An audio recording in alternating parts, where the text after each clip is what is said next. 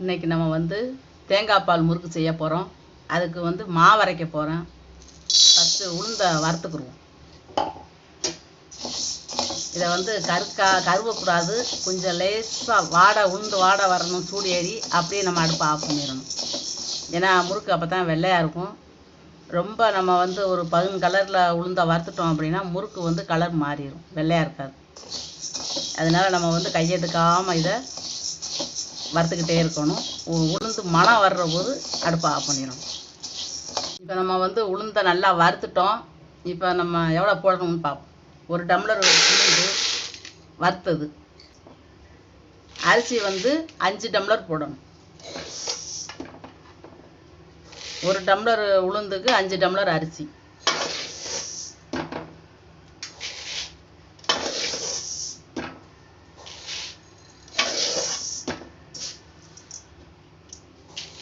இது வந்து நமக்கு மொத்தமாக அப்படி அரைச்சிட்டு வந்துட்டோம்னா நம்ம தேவைக்கு எடுத்து சுட்டுக்கலாம். பிணைஞ்சு பூரா மாவையும் முறுக்கு உடனே சுடணும்னு அவசியம் இல்லை. நமக்கு எந்த அளவுக்கு முறுக்கு தேவையோ அப்போக்கப்போ மாவை எடுத்து பிணைஞ்சு நம்ம சுட்டுக்கலாம். மொத்தமாக அரைச்சி வச்சுக்கிட்டோம்னா இப்போ வந்து நம்ம 1 டம்ளர் உளுந்து எடுத்து வறுத்துருக்கோம். 5 டம்ளர் பச்சரிசி போட்டிருக்கோம். இது வந்து பச்சரிசி லேசாக கழுவிட்டு காய வச்சு அள்ளி வச்சுருக்கோம்.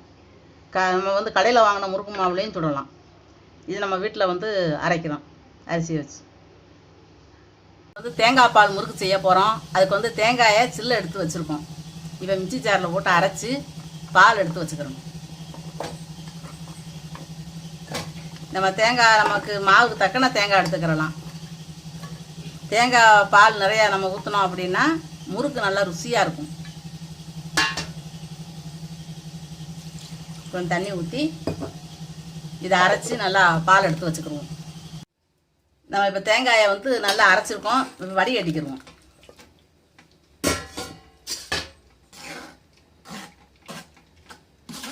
தேங்காய் பால்லையே தான் நம்ம வந்து முறுக்குக்கு மாவு பிணையணும்.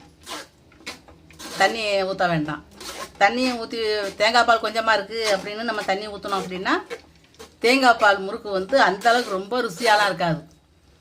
நம்ம தண்ணி ஊற்றாமல் தேங்காய் பால்லே மாவு பிணைஞ்சு முறுக்கு சுட்டோம்னா அந்த முறுக்கு வந்து தேங்காய் பால் வாடை நல்லா மணக்கும். முறுக்கும் வெள்ளையாக இருக்கும்.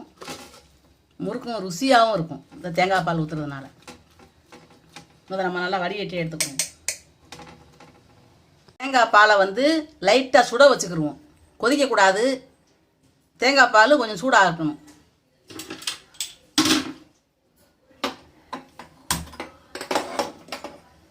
கொஞ்சம் சூடாக இருக்கிற மாவில் நம்ம வந்து முறுக்கு மாவை போட்டு பிணைஞ்சோம் அப்படின்னா சூடான தேங்காய் பாலை ஊற்றி நல்லா மாவு வந்து ரொம்ப சாஃப்டாக சூப்பராக இருக்கும். அதனால தான் நம்ம வந்து இப்போ தேங்காய் பாலை சுட வைக்கிறோம். தேங்காய் பால் வந்து நம்ம அடுப்பை குறைச்சி வச்சுருக்கோம். கொதிச்சிடக்கூடாது. லேசாக நம்ம விரல் விட்ட உடனே சூடாக இருக்கிற அளவுக்கு நம்ம வச்சுருக்கோம். அடுப்பை ஆஃப் பண்ணிடுவோம். எடுத்து வச்சுருக்கோம். இப்போ வந்து நம்ம உப்பு போட்டு கரைச்சி வச்சுக்கிடுவோம். கொஞ்சம் தண்ணியை ஊற்றி கரைச்சி வச்சுக்கிடுவோம். இந்த உப்பு வந்து நல்லா கரைஞ்சதுக்கு அப்புறம் நம்ம மாவில் ஊற்றி பிணையணும். கல் உப்பு. இப்போ ஒரு அகலமான பாத்திரத்தை எடுத்து வச்சுருக்கோம். இப்போ நம்ம முறுக்கு மாவு வந்து போட்டுக்கிடுவோம். முறுக்கு மாவு நம்ம ஏற்கனவே உளுந்து எல்லாம் வறுத்து மிக்சியில் அரைச்சிட்டு வந்த மாவு. தேவையான அளவு மாவு போட்டுக்கிடுவோம்.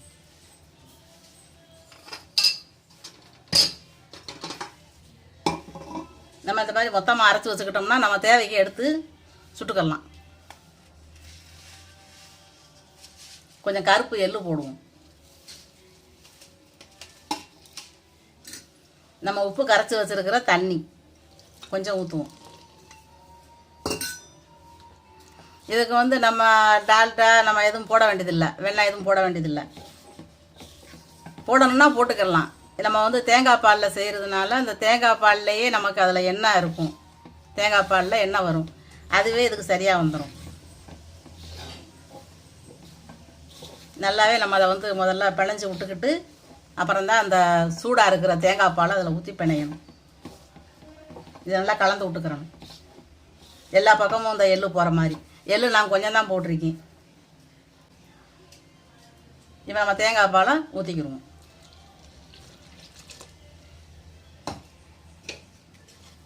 கொஞ்சம் சூடாக இருக்கும். கொஞ்சம் கிண்டிக்கிட்டு அதுக்கப்புறமா கைட்ட பண்ணிடுவோம்.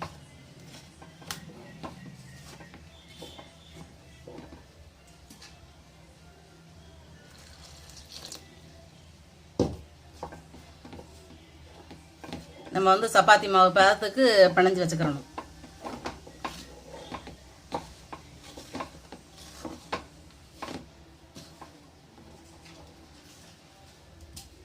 நம்ம மொத்தமாக ஊற்றிடக்கூடாது, குல குலன்னு போயிடும். நம்ம மாவு போட்டு அப்புறம் பிணைஞ்சு அப்புறம் சுட்டுக்கிட்டு இருக்கணும். நம்ம வந்து தேவைக்கு கொஞ்சமாக சுடுவோம், நம்ம பிணைவோம். தண்ணி ரொம்ப குடிக்கிச்சு அப்படின்னா மாவு நிறையா போட்டு நம்ம பிணைவோம். அப்புறம் ரொம்ப நேரம் நம்ம முறுக்கு சுட்டுட்டே உட்காந்துருக்கணும். இது தேவையான அளவுக்கு ஊற்றிக்கிட்டு பார்த்து பார்த்து நம்ம ஊற்றிக்கிறது நல்லது.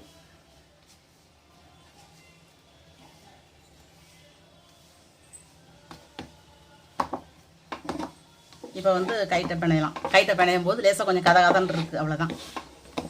நல்லா பிணைஞ்சு எடுத்து வச்சுக்கிடுவோம்.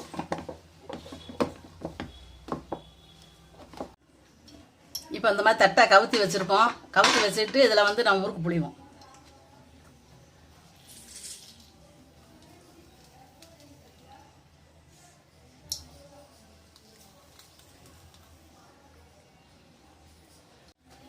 எண்ணெய் காஞ்சிருச்சு. இப்போ நம்ம வந்து சுற்றி வச்சுருக்கிற முறுக்கை எடுத்து போடுவோம். கையில் படாமல் போடணும். கொஞ்சம் எண்ணெய் தெறிக்கத்தான் செய்யும், ஆனால் மேலே தெளிச்சிடாமல் பார்த்துக்கிறணும். இப்போ முறுக்கை வந்து திருப்பி போடுவோம். முறுக்கு வெள்ளை வெள்ளையர்னா இருக்கும், ஏன்னா தேங்காய் பால் ஊற்றி இருக்கிறதுனால நம்ம முறுக்கு வெள்ளையாகத்தான் இருக்கும். இது நம்ம வேகலை நினைக்கக்கூடாது.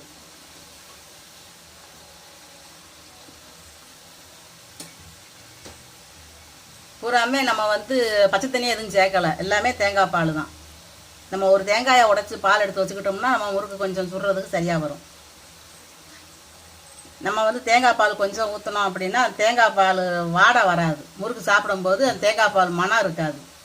தேங்காய் பால்லே நம்ம வந்து முறுக்கு சுட்டோம் அப்படின்னா எடுத்து சாப்பிடும்போது அப்படியே தேங்காய் பால் மணக்கும், சூப்பராக மணக்கும், நல்ல ருசியாகவும் இருக்கும். நான் கொஞ்சம் பெருசு பெருசாகவே போடுறேன். நம்ம வந்து சாப்பிடத்தானே போகிறோம், விற்கிறதுனா அழகாக சுடலாம். நம்ம சாப்பிட்றது அப்படிங்கிறதுனால நமக்கு வந்து சைஸு ஒன்றும் கரெக்டாக வரணும்லாம் அவசியம் இல்லை. முடிஞ்ச அளவு நம்ம சுடுவோம், சுற்றுவோம். அதை புழிஞ்சு விடும்போது கொஞ்சம் முன்ன பின்ன ஆயிரும். அதனால் முறுக்கு வந்து ரொம்ப டிசைனாக இருக்குது, அழகாக இருக்குலாம் சொல்ல முடியாது. நம்ம கொஞ்சம் நேரம் அந்த எண்ணெய் அடங்க தண்டையும் வச்சுருந்துட்டு அப்படியே எடுத்துடணும். இந்த முறுக்கு வந்து வெள்ளையாக தான் இருக்கும். நம்ம கொஞ்சம் தான் போட்டிருக்கோம் எள்ளு. ஓமம் போடலாம். நம்ம இன்னொரு நாளைக்கு முறுக்கு செய்யும்போது ஓமம் போட்டு செய்வோம். இப்போ வந்து நான் தேங்காய் பால் முறுக்கு செஞ்சு காட்டுறேன். எப்பயுமே நீங்கள் அடுப்படியில் வந்து நம்ம பலகாரம் சுட ஆரம்பிச்சிட்டோம் அப்படின்னா சின்ன பிள்ளைலாம் பக்கத்தில் விடக்கூடாது. நம்மளும் கவனம் ரொம்ப வச்சுருக்கணும். ஒரு சொட்டு தண்ணி தெளித்தாலும் மேலே தெளிச்சிரும். நம்ம பாத்திரத்தை அடுப்பில் சுடும்போது ரொம்ப கவனமாக நம்ம மேலே நம்ம கொட்டிக்கிடக்கூடாது. முறுக்கு அதே மாதிரி சுற்றி போடும்போது பக்கத்தில் போய் அனுபவம் உள்ளவங்க பக்கத்தில் போய் போட்டுருவாங்க. புதுசாக சுட ஆரம்பிக்கிறவங்க கொஞ்சம் கரண்டியில் சுற்றி கரண்டியில் சுற்றி வச்சுட்டு அதை அப்படியே உள்ளே விட்டுறலாம். எண்ணெயில் புழங்கும் போது ரொம்ப கவனமாக இருக்கணும். அது தீபாவளி சமயமாக இருந்தாலும் சரி, மற்ற நாளாக இருந்தாலும் சரி, இது எண்ணெய் வந்து ரொம்ப ஒரு இதானது தான். நம்ம கொஞ்சம் தள்ளியே நின்றுக்கிட்டு நம்ம செய்யணும் பலகாரம் செய்கிறது. இந்த அளவுக்கு நமக்கு எண்ணெய் வந்து நல்லா அடங்கி வந்துருச்சு. இன்னும் முறுக்கை எடுத்துக்கிடுவோம்.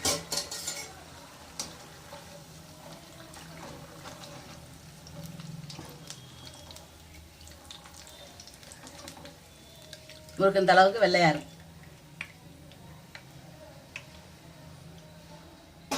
இப்படி இருக்கும்போது நம்ம எடுத்துடணும். எடுத்துகிட்டு இந்த புளிஞ்சு வச்சுருக்கோம். இப்படியே தட்டினோம்னா கையில் வந்துடும். நம்ம முறுக்கு சுட்டுட்டோம். முறுக்கு வந்து நல்லாவே வந்திருக்கு. நம்ம தேங்காய் பாலை வந்து லேசாக சூடாக வச்சு அதை ஊற்றி பிணைஞ்சதுனால முறுக்கு வந்து நல்ல புளியறதுக்கு நல்லா ஈஸியாக வந்துச்சு. மாவு வந்து கட்டியாக தான் பிணைஞ்சிருந்தேன். கொஞ்சம் நெருத்தியாக பிணைஞ்சிட்டோம்னா கொஞ்சம் எண்ணெயை குடிக்க சான்ஸ் இருக்குது. ஆனால் நம்ம வந்து எண்ணெய் ஊற்றின எண்ணெய் அப்படியே தான் இருக்குது, எண்ணெய் குடிக்கவே இல்லை. முறுக்கு நல்லாவே வந்திருக்கு. நல்லா நான் எந்த அளவுக்கு புளிஞ்சனோ அந்த அளவுக்கு உடையாமல் நல்லா வந்துச்சு. நல்லா வெள்ளையாகவும் இருக்குது. தேங்காய் பால் ஊற்றி பிணைஞ்சதுனால முறுக்கே நல்லா வெள்ளையாக இருக்குது. இல்லைன்னா அவ்வளோ வெள்ளையாக இருக்காது. இங்கே பொறுன்னு ஆயிடுச்சு. நல்லா வந்திருக்கு முறுக்கு, சேவு மாதிரி. இந்த மாதிரி நீங்களும் செஞ்சு சாப்பிட்டு பாருங்கள். வீடியோ பிடிச்சிருந்துச்சுன்னா லைக் பண்ணுங்கள், ஷேர் பண்ணுங்கள், சப்ஸ்கிரைப் பண்ணுங்கள், பக்கத்தில் இருக்கிற பெல் பட்டனை அமைக்கி விட்ருங்க.